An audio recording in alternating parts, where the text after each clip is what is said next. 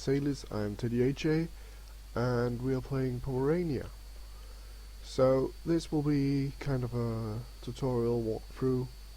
So when you start up the game, it will look like this, pretty much in every situation. You will have your own country centered, you will have some troops, some ships, you will have your money, your ducats, your manpower, your stability, prestige, your legitimacy or substitute number, the power projections, merchant, colonists, diplomats and missionaries. Down here you have your monarch points, and now I'll try to explain what all of these things means. Of course, gold is what you can buy stuff with, and manpower is the available adult males you can put into your army. You can do that by recruit new divisions, or you can use them to resupply the units you already have. Stability is a number going from -3 to +3, and it will give you bonuses when in plus and minuses when in minus, and that is to everything: prestige, economy, everything. Yeah, prestige is pretty much the same thing, but it is a way to calculate how feared and known and stuff like that you are in the rest of the world. Legitimacy is what it says, legitimacy, how if it get below 50, it is starting to become dire, and your people will think that you are not equipped to rule, and they may rebel. Power prediction is your standing amongst your rivals. So, and you will always want as high as possible of everything up here. Merchants will be your trade income, your way of trade income. So sorry, I have some problems here. Thank you.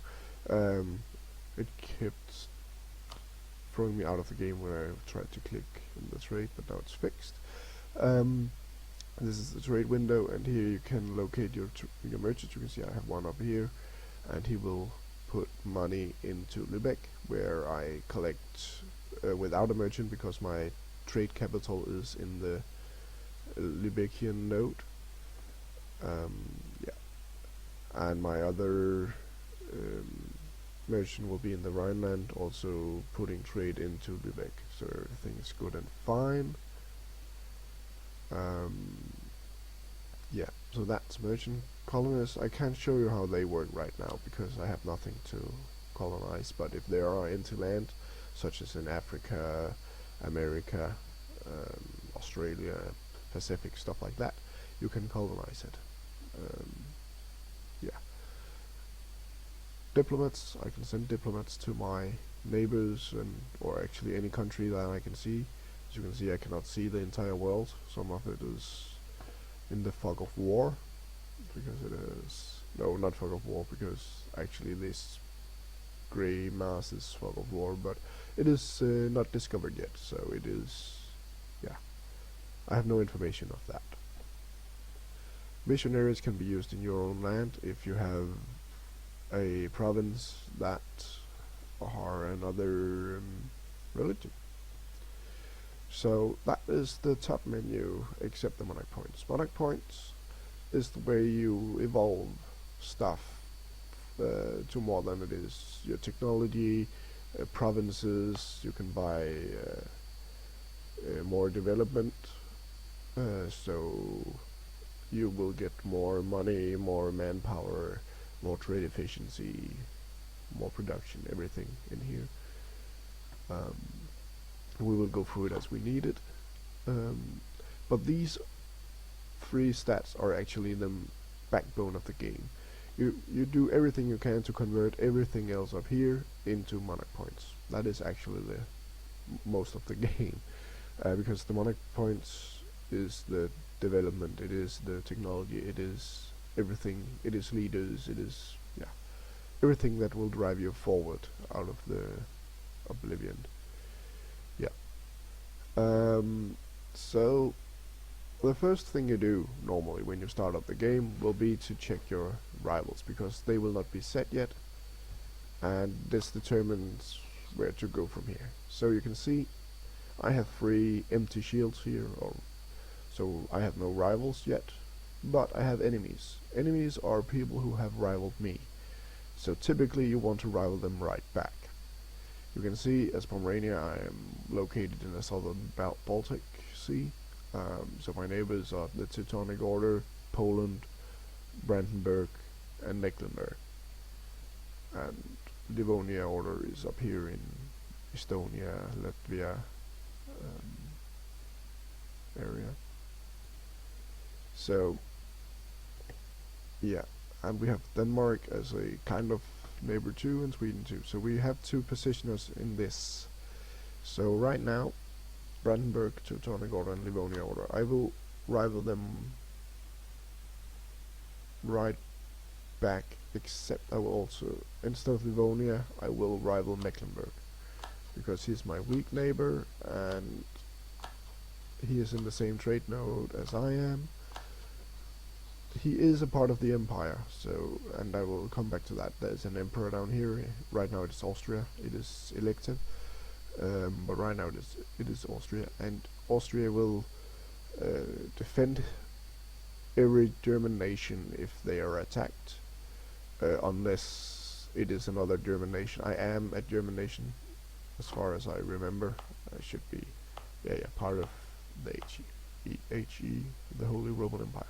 So as long as I have a claim, I can attack them without the emperor interfering. But even though I can do that, if I take land inside the empire that is not a core, the emperor will demand it back. So it has to be very quick. So, but I will open my diplomacy screen up here, and I will fabricate a claim on Rostock.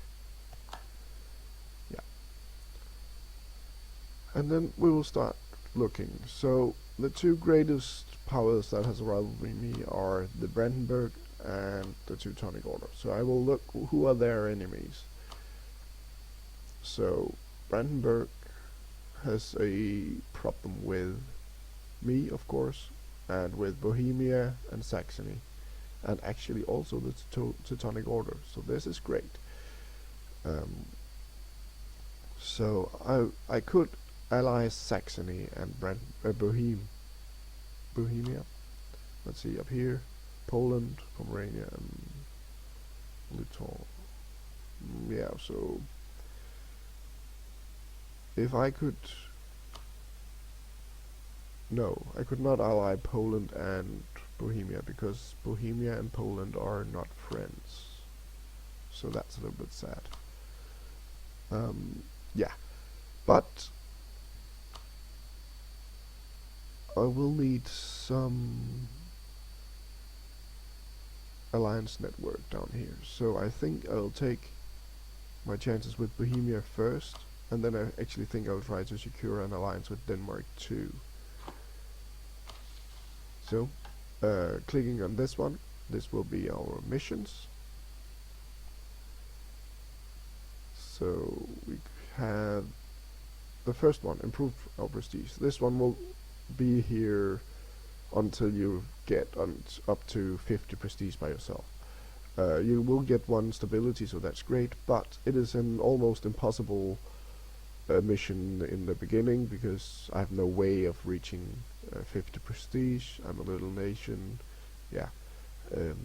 If you're a big nation, you can take it, but otherwise I would say don't. You can get better stuff. Solidify papal relation. That's the one I'm going to take, because it will generate more papal influence, and you can buy nice stuff with papal influence.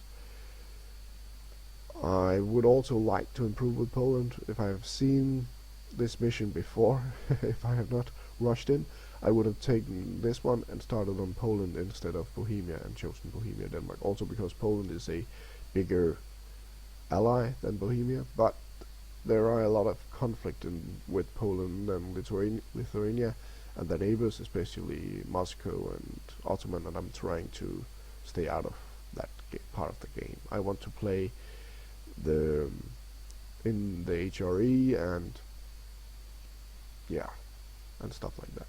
So yeah, but the +1 to diplomatic reputation is great because it will influence every diplomatic decision I take from now on. So yeah, but I will take the papal one. I just click here and then I will have the mission. So as soon as one of my diplomats are finished, I will start improving relations with the papal state, which are located here in Rome. So I will just click diplomacy and then improve relations. But I can first do that when I have a diplomat. So the next thing I'll do is to check my force limits. I have 6,000 troops, and I can have 9. So I will build a very expensive cavalry unit that will bring this up to 7. You can see here 1 cavalry in production. So that will mean I will have 5,000 infantry and 2,000 cavalry. Cavalry are great because they have shock value, and that is important in the war part of the game. I will show that when we come to it. But they hit harder than infantry, and they can flank. So every army has some width, and if you are wider than your enemy, infantry can do nothing. But if you have cavalry, they can actually attack because they can be on the flank. So that's great. So, and then I will just have some infantry to bring us to 9. Yeah, so that will be that part. The 2 here, the last 2 icons, I don't think, yeah, I could hire 1 advisor. I do make 3 ducats. An advisor costs a ducat a month right now, but yeah. Okay, so I do not have enough money to hire any of them. They all start in 15 and 16, so I'll not do that. This is disputed successions. It is nations who have no heirs. So if you marry into them, you can be very lucky. If your prestige and everything is in the right size, then you can get a personal union with them. It is a gamble and it will not succeed very often, but when it does, it is a very, very powerful way of getting a very close ally.